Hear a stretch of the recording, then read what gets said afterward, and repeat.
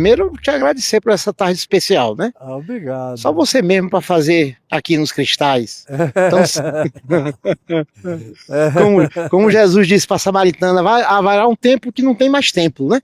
E você vai me encontrar em qualquer lugar. Que coisa bacana, né? Eu acho que é um simbolismo realmente para todos nós cristãos. Amém. Para a gente ir ser menos fariseus e pregar mais e viver mais Cristo, né? Amém. Eu tive lá visitando você lá no Caminho da Graça, depois eu lhe sigo, e você falou de um cara, e esse negócio aí, rapaz, mudou minha vida, o tal de Enoque. Enoque, né? E eu fui atrás, comprei lá nesse sebo o livro de Enoque, né? Então realmente é uma coisa como não tem palavras, e muita coisa que você disse aqui eu acho que tem muito a ver com o Enoque, né? Eu queria que você falasse um pouco da importância para nós, no tempo que nós estamos vivendo, né? A releitura, que é isso que pode acontecer, do livro de Enoque, para nós, principalmente, que não conhecemos, que foi retirado da nossa tradição, principalmente aqui do Ocidente, né? E é aquilo mesmo. Aquele negócio ali olha, aquilo ali é muita física, muita física quântica, mecânica quântica, e ciência e fé, né? Eu queria que você falasse um pouquinho disso aí, porque realmente está me impressionando aquele livro. Eu só leio de manhã e de tarde, de noite eu tenho olha só, o livro de Enoque é um pseudepígrafe, ou seja, não foi o Enoque bíblico que escreveu, porque ele é considerado o sétimo depois de Adão, portanto, ele é uma figura pré-diluviana, o Enoque da Bíblia. É alguém, como é comum na Bíblia, os livros de Moisés, o Pentateuco, os 5 da Torá, do Velho Testamento. Moisés não escreveu nenhum deles. Você acha que Moisés ia ter tempo para escrever qualquer coisa naquela confusão daquele deserto? Escreveu nada. Eram tabletezinhos aqui e ali. Como a maioria dos livros que tem nomes de pessoas importantes da história bíblica, muitos deles são pseudepígrafes. A própria Bíblia que a gente tem na mão foi montada já no tempo do cativeiro em Babilônia e também dos medos e dos persas. Foi o período em que organizaram aquilo ali. E o livro de Enoque foi escrito na tradição do que os judeus da tribo de Judá, que foram levados cativos para a Babilônia, para os medos e para os persas, aprenderam de ciência, eles aprenderam muita ciência com aquele povo. E foi o período de maior evolução literária deles, foi durante aquele período. O livro de Enoque surge depois daquilo ali. E teve uma importância brutal durante aquele período. Tanto é que você vê, Jesus não cita o livro de Enoque pelo nome, mas ele cita princípios do livro de Enoque. Quando você conhece bem o livro de Enoque, você vai lendo os evangelhos, isso aqui é um princípio do livro de Enoque. Como, por exemplo, você chega aí em 2 Coríntios, no capítulo 12, e você ouve Paulo dizer que foi arrebatado ao terceiro céu, ao paraíso, e ouviu palavras inefáveis às quais não é lícito aos homens referir. Aquela cosmologia de terceiro céu até o 10º céu, toda ela é do livro de Enoque. Prova de que Paulo se serviu daquilo ali. Em 1 Coríntios, no capítulo 11, Paulo outra vez repete o princípio de Gênesis 6, quando diz que os anjos, os vigilantes, os Benai Elohim, se encantaram pelas mulheres bonitas das filhas dos homens. E lá em Corinto, Paulo diz que a mulher deveria colocar véu na cabeça, você já prestou atenção nesse detalhe? Por causa dos anjos. Ou seja, é uma alusão clara a Gênesis 6, mostrando como Paulo trocava com aquela fonte. E há uma quantidade enorme de outras coisas que você encontra em Paulo da mesma natureza. Como você vê em Judas, não Iscariotes, o irmão de Jesus chamado Judas, na epístola única dele, ele cita o livro de Enoque pelo nome. Está lá escrito, capítulo único, verso 9. Como disse Enoque, o sétimo depois de Adão, eis que vejo o Senhor vindo com suas santas miríades, tomando juízo contra todos os que não conhecem, contra todos os que não se rebelam. Conhecem não é quem não teve a informação, é quem, tendo a informação, se colocou de maneira totalmente antagônica àquilo que era óbvio ante os seus sentidos, mas eles não quiseram acolher por uma determinação de ódio contra a realidade que Deus é Deus. Lá em Judas. E aí você vê o Novo Testamento está cheio de alusões, de frases, de princípios ao livro de Enoque. Por que o livro de Enoque foi tirado? Ele já foi definitivamente tirado quando se organizou essa Bíblia que a gente tem no IV século, já sob os auspícios do Império Romano, do imperador Constantino. E, sobretudo, não continuou na Bíblia que a gente tem, você tem que comprar na Amazon o livro de Enoque, porque não está na sua Bíblia. Por quê? Porque quem passou o veredito definitivo sobre o livro de Enoque foi uma pessoa que eu tenho um grande carinho e admiração por ela, que viveu no V para o VI século, que foi Santo Agostinho, que era um cara sexualmente traumatizado. E o livro de Enoque é um livro altamente sexual, é anjo com tesão de mulher gostosa, querendo comer as mais gostosas dos filhos dos homens. E para Agostinho, isso era uma coisa insuportável, porque ele tinha sido um homem de um tesão incontrolável. Uma das maiores lutas de Constantino era contra a Cherry, das meninas todas em volta dele. Desculpa, de Agostinho. Constantino era à vontade. O Agostinho é que tinha uma grande luta. Ele teve uma amante muitos anos, foi um trabalho enorme deixá-la. Teve um filho com ela, que ele criou, acabou se tornando depois figura da igreja eminente. Mas o trauma sexual dele era muito grande. O livro de Enoque o provocava muito mal. E como ele era uma figura, naqueles dias dele, sem comparação em termos de importância, no cristianismo recém-criado por Constantino no IV século, acabou que prevaleceu a censura ao livro de Enoque. Mas a Bíblia dos Etíopes tem o livro de Enoque. É a Bíblia mais antiga de todas, tem 87 livros, dentre os quais o livro de Enoque, que está presente lá inteiro. Eu acho o livro de Enoque um livro de uma colaboração enorme, e tanto mais quanto a ciência evolui. Opa, obrigado. E muito obrigado. E um cara como eu, que já teve 2 vezes experiência com presenças alienígenas no planeta, não tem nenhum problema com o livro de Enoque. Eu não preciso nem fazer interpretação do livro de Enoque. Quando eu tinha 14 anos de idade, veio uma esfera, extraordinariamente esfera, sem ribite, sem parafuso, sem fonte de calor, sem propulsor, sem nada. Veio, parou na minha frente com meu pai e mais 13 amigos meus, como se a gente aqui estivesse e aquela coisa tivesse vindo de lá e parado aqui, ó. E não foi num piscar de olhos, ficou. Eu me senti visto. Falei, essa coisa está me enxergando. Agora sabe quem eu sou. E eu olhando para lá, parecia um olho absoluto. Aquela esfera via e não tinha janelinha nenhuma. E meu pai era sobriedade em pessoa. Calado, olhando para tudo. Os meus amigos espavoridos. E eu perguntei ao meu pai, pai, o que é isso? Aí ele falou, meu filho, não é da nossa ordem de coisas. E foi só o que ele me falou.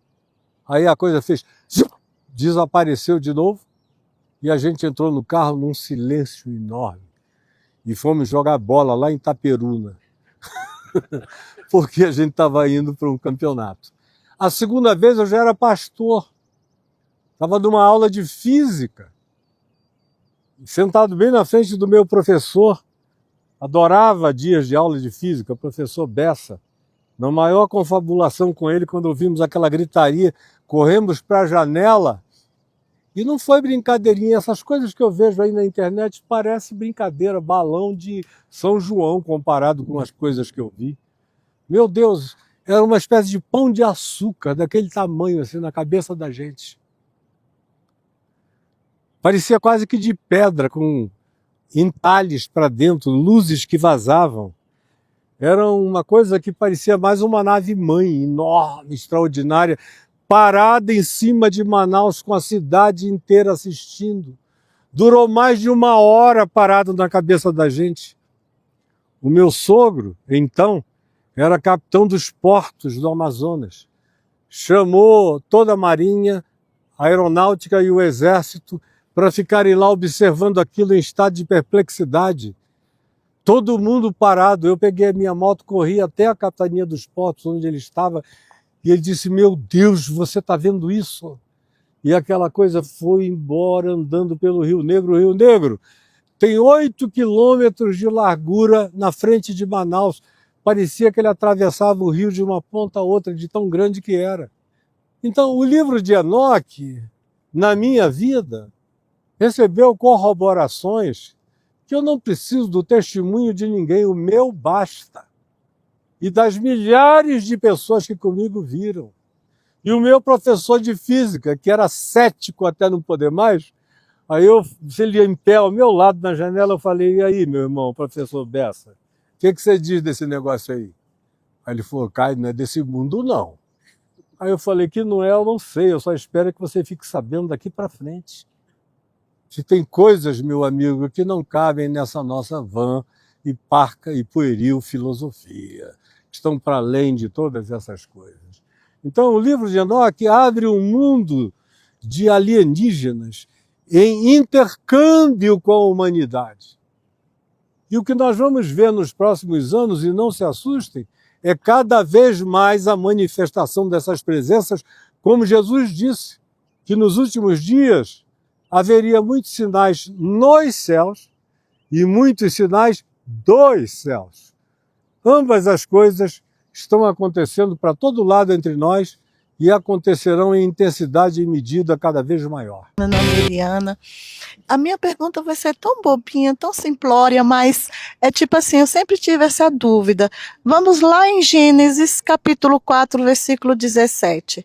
Se no jardim do Éden só tinha Adão e Eva, e quando saiu do jardim do Éden, Caim, após matar Abel, foi andando pelo mundo afora e conheceu sua esposa. Como que ele conheceu um outro ser humano se o que eu entendo até hoje só tinha Adão e Eva? Pois é, porque tinha muito mais seres humanos do que a Bíblia conta. O problema é que a Bíblia é um livro semítico, escrito por semitas. Quem são os semitas?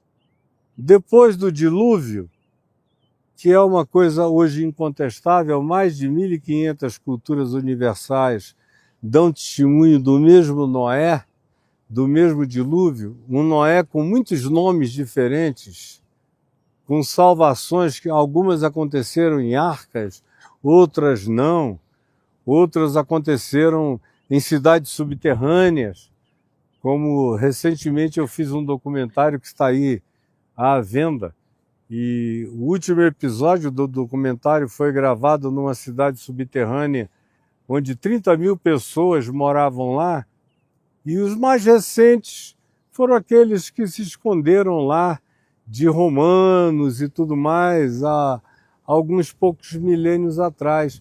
Mas os traços arqueológicos da cidade de Derinkuyu, na Turquia, remetem-na eventualmente para o final da última era do gelo, um pouco antes do dilúvio de Noé. E muita gente também foi salva em cidades subterrâneas e outras coisas mais. Antes de eu responder a tua pergunta, deixa eu criar um problema a mais para você ver como esses problemas são fundamentais para a gente entender o que eu vou dizer. Também se diz em Gênesis no capítulo 6, que o dilúvio veio porque uma categoria de anjos chamadas de vigilantes, e a palavra anjo é também uma palavra semítica, hebraica, que designa apenas carteiro, mensageiro, o cara do FedEx celestial, que vai lá entregar, olha, te mandaram. Isso é anjo, é apelido na Bíblia. Mas só Deus sabe o nome desses caras. E eu mesmo, que sou aqui conhecido como Caio, o livro do Apocalipse diz que eu tenho um novo nome que ninguém conhece e que eu mesmo não conheço. Só vou conhecer naquele dia quando ele disser, olha, o teu nome é esse, o meu nome não tem nada a ver, exceto com a descrição absoluta do caráter do meu ser. E assim com cada um de nós. Voltando aos anjos.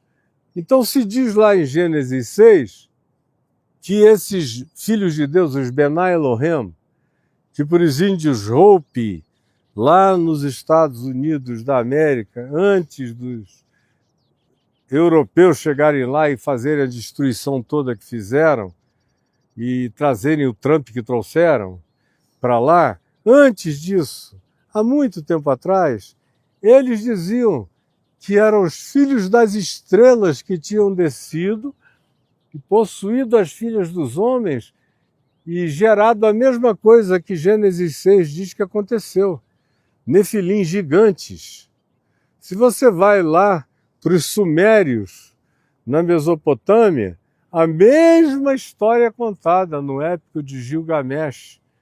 E aí o nome não é Noé, nem os que nasceram dos filhos de Deus, os Benai Elohim, em hebraico, na cruza dos vigilantes com as filhas dos homens, são chamados de Nefilim, mas são chamados de Anunnakis.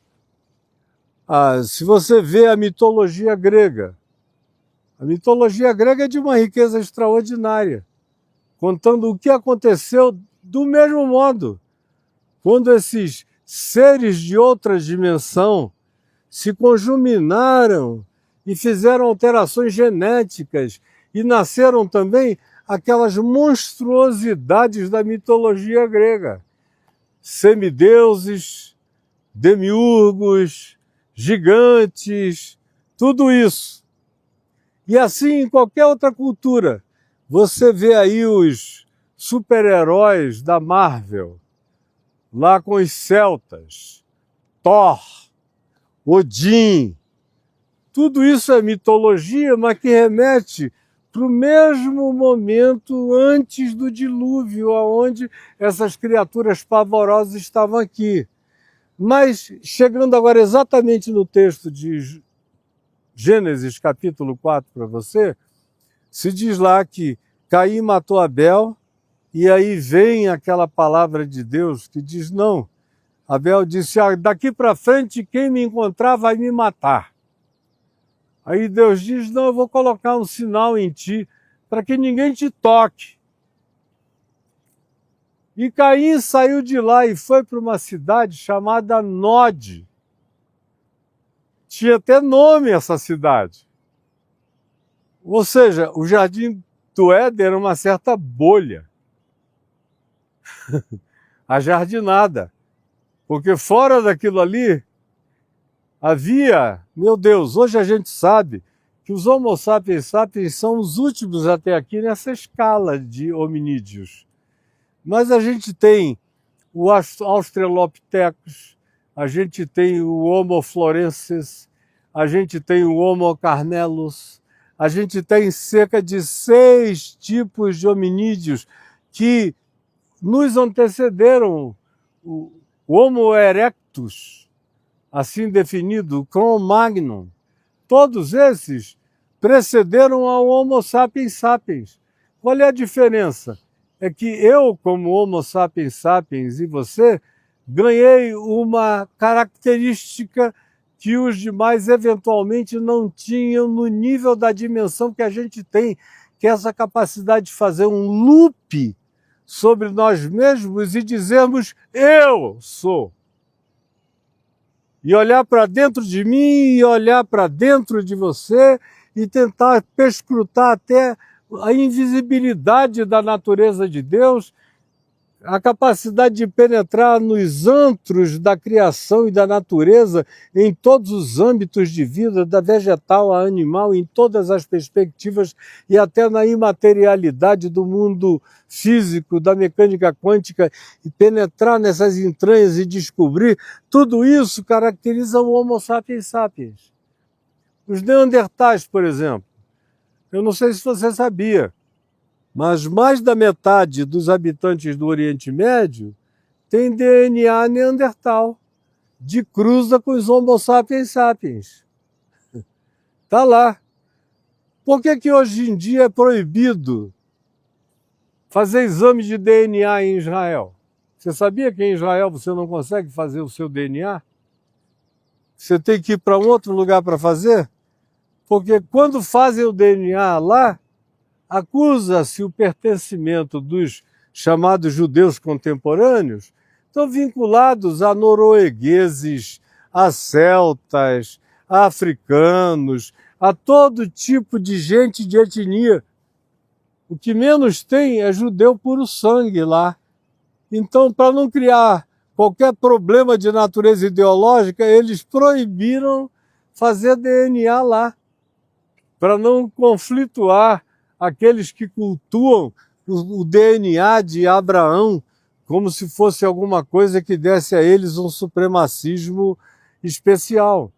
Então, voltando à sua pergunta, quando Caim matou Abel, não só havia outras civilizações ogras, toscas, menos evoluídas, com o eu diminuto, sem o loop da autopercepção no nível tão glorificado que a gente tem, que a nós é atribuída essa imagem e semelhança de Deus, não porque fisicamente a gente pareça com Deus, porque Deus não tem fisicalidade de nenhuma natureza, ele é aquele que nunca ninguém viu e nem verá, ele é aquele que não existe para fins de demonstração de qualquer que seja a natureza científica, matemática ou de qualquer outra presunção demonstrativa. Deus não existe, ele é.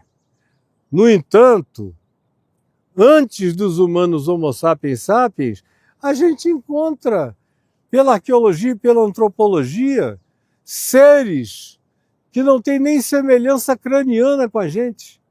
Seres que têm crânios enormes, tamanhos enormes, configurações diferentes, que tiveram outro modus vivendi, diferente do nosso.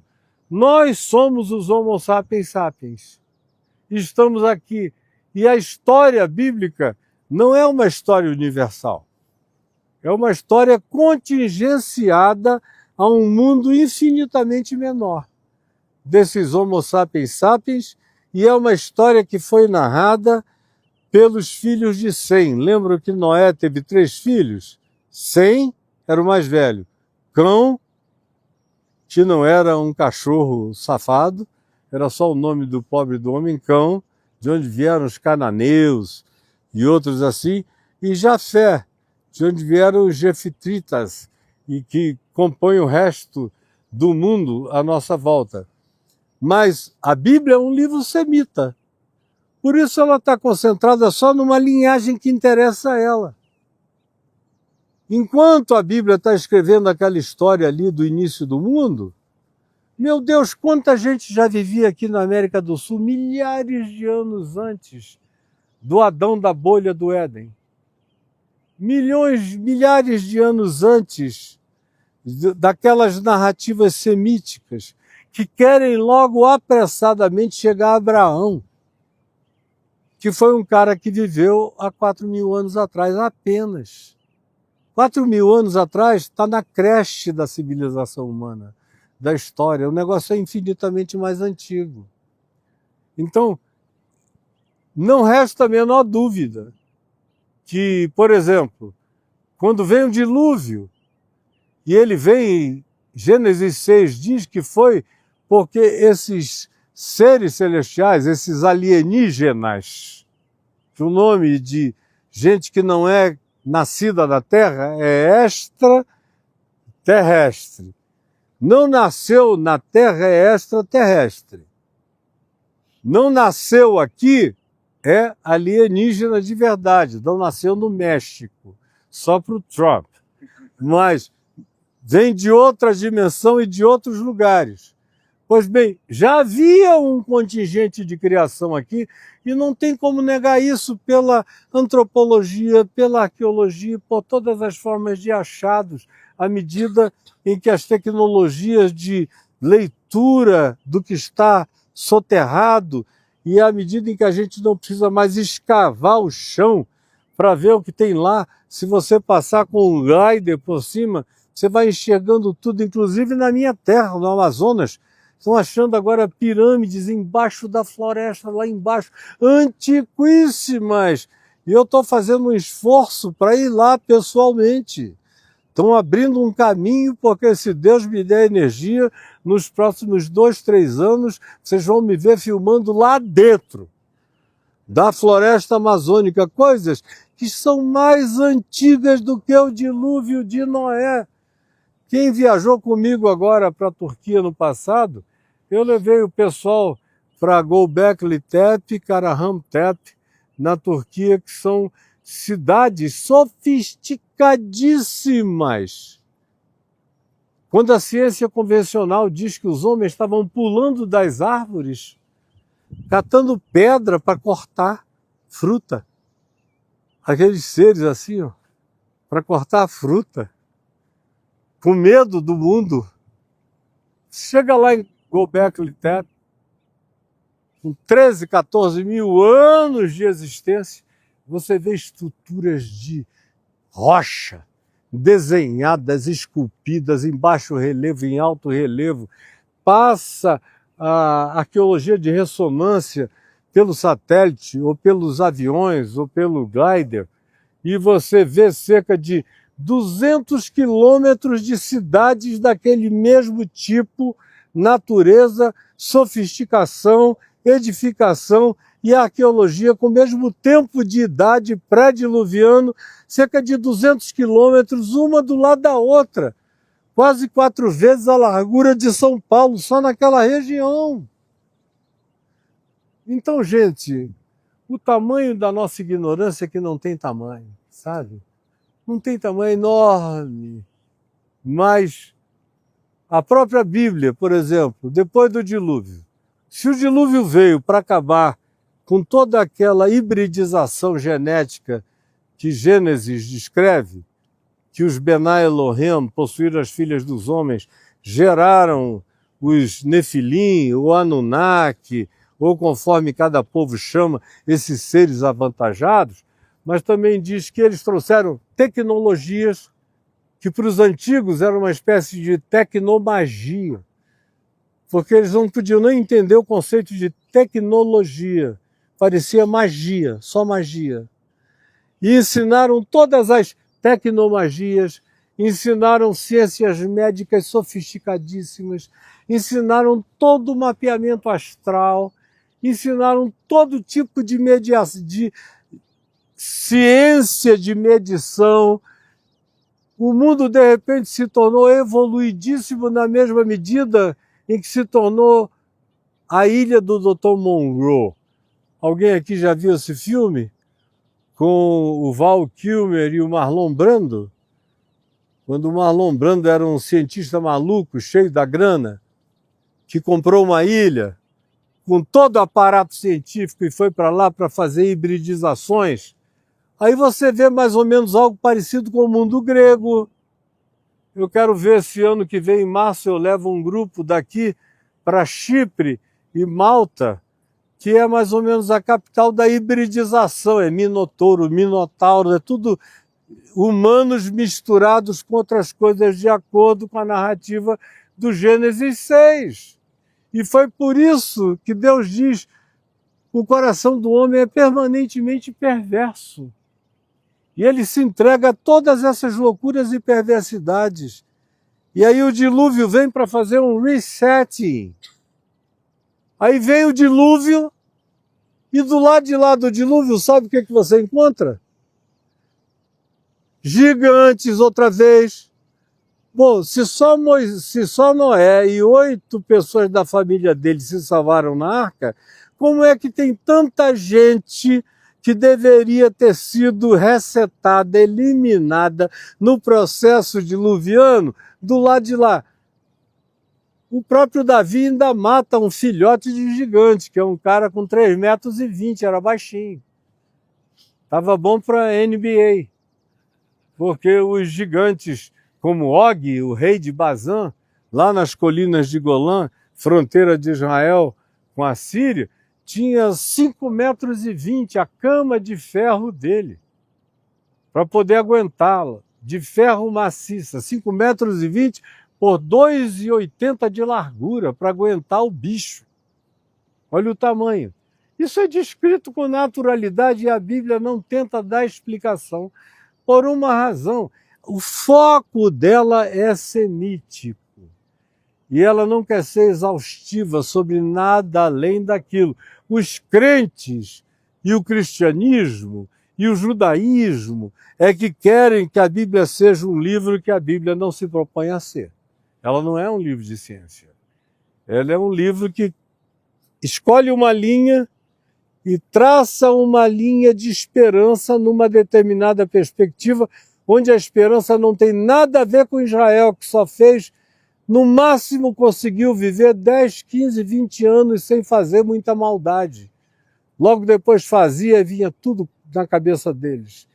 Os grandes heróis da Bíblia são aqueles que foram mortos pelos israelitas. Os profetas todos que eles mataram, todos os que foram enviados, e no final Jesus, que é enviado ao meu filho respeitaram a beça, o liquidaram e disseram ainda, caia sobre nós o seu sangue e sobre os nossos filhos. Então, quando você lê a Bíblia, saiba, você está lendo um corte na história humana. E nada além disso, não há uma universalidade que possa ser assim considerada. Tá bom?